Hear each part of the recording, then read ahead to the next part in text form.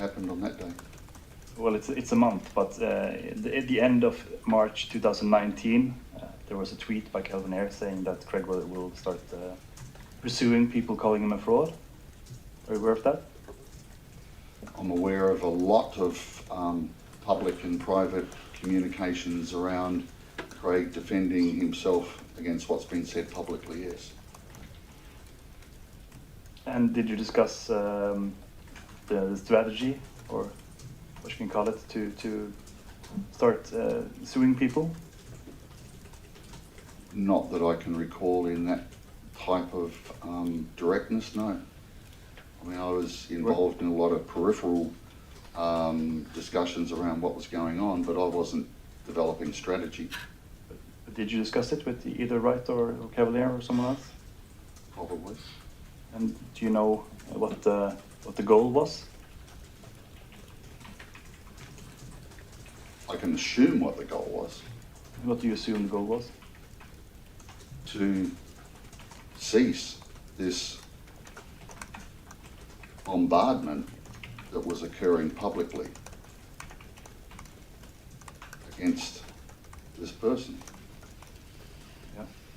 And do you feel it was a lot of bombardment against Wright? I do. Do you feel that's related to his part in the BSV coin, or what do you think it's about? I don't know. You'd have to ask the originators of this material, not me. And were you involved in any of the discussions following the decision to make claims against people calling Craig a fraud? Were you had any involvement in that?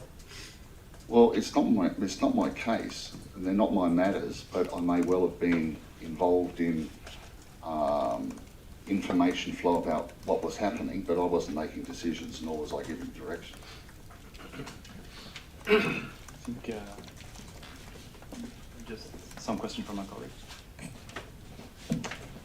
Thank you.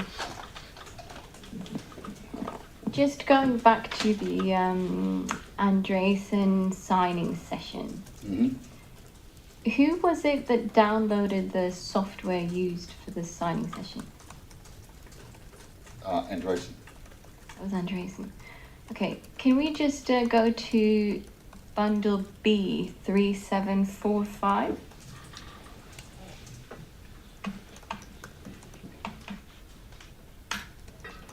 We're looking at a deposition of Gavin Andreessen in the Florida case. Mm-hmm. If we go to the penultimate line 24, it says there, just at the end of the line, a sentence starts, and the proof then was Craig downloaded and installed the software. How does that match with your recollection? Well, the laptop was sitting in front of Andreessen, and Craig was sitting next to Andreessen. Mm-hmm. And to the best of I was on the other side of the table. Mm-hmm. So the table was those two that side, I was this side with McGregor. Mm-hmm. So I'm looking at a screen, back of a screen, and to the best as I can recall and determine, it was Gavin that was on the new laptop. It was Gavin that was entering the keystrokes. Okay. Do you remember how much time the whole setup and signing took? Quite a long time, actually. The signing process occurred twice, with a long break in between because the new laptop had to be purchased and brought to the hotel. I think we finished, if I recall, around 7 or 8 at night. And what was it that took all this time? Delays in getting things ready. I know Gavin had to call the hotel business centre person to get connection to Wi-Fi credentials for the new laptop. There was a lot of conversation that was going on in between. Yeah. Okay, so it wasn't the actual download and setup of the computer? That was obviously part of it, but you know, nothing in my recollection, says that there was any extraordinary delays in the setup process. Okay. Can we just continue reading a little bit then on 3746?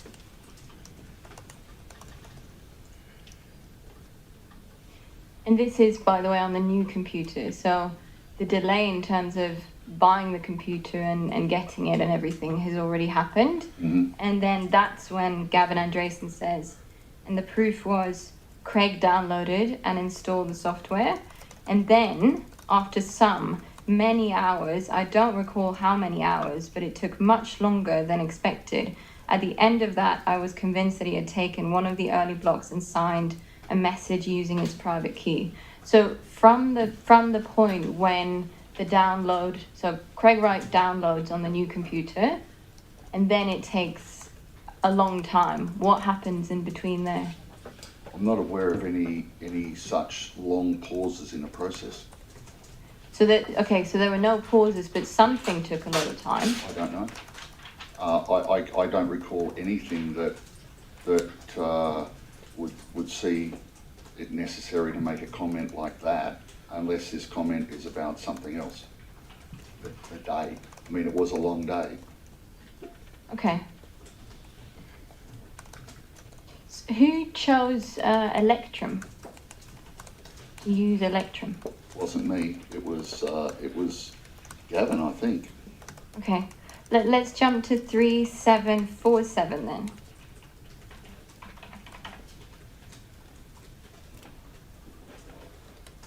And then from line 15, who did you suggest that he use Electrum?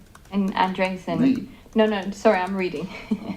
From line 15, this is the person, the lawyer asking the question to Mr. Andresen. The lawyer says, did you suggest that he use Electrum?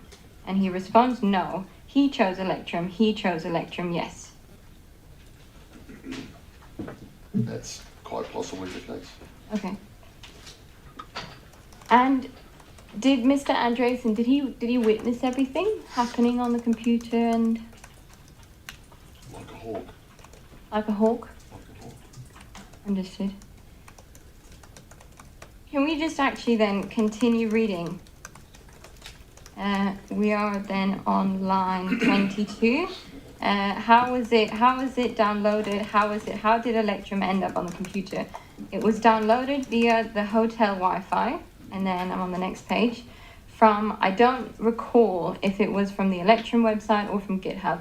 Did you watch the laptop connect to the hotel's Wi-Fi? I don't recall. Did you see him input like the login codes that are typically associated with a hotel Wi-Fi? I don't recall. Is it possible it was not the hotel's Wi-Fi? Yes, it's possible.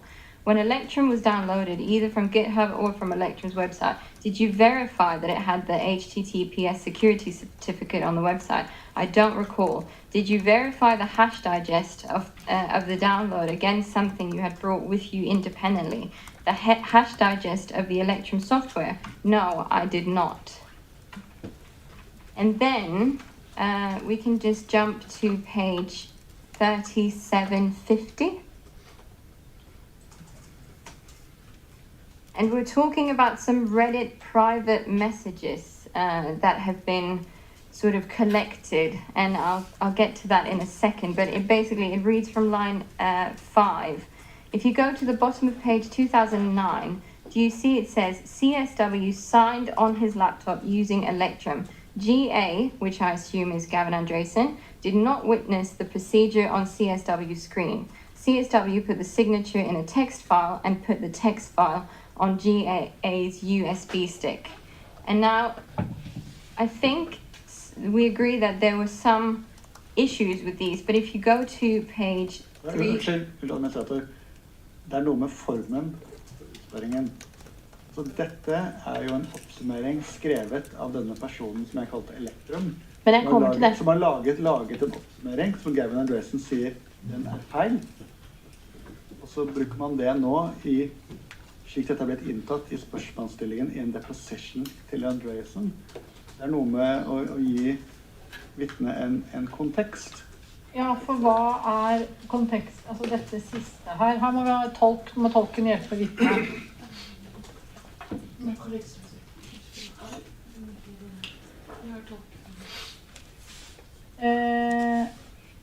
Jeg kommer til en forklaring på det. Ja, men jeg tror kanskje gitt innvendingen, så tror jeg du må komme med forklaringen først, og så tar vi spørsmål etterpå. Ja.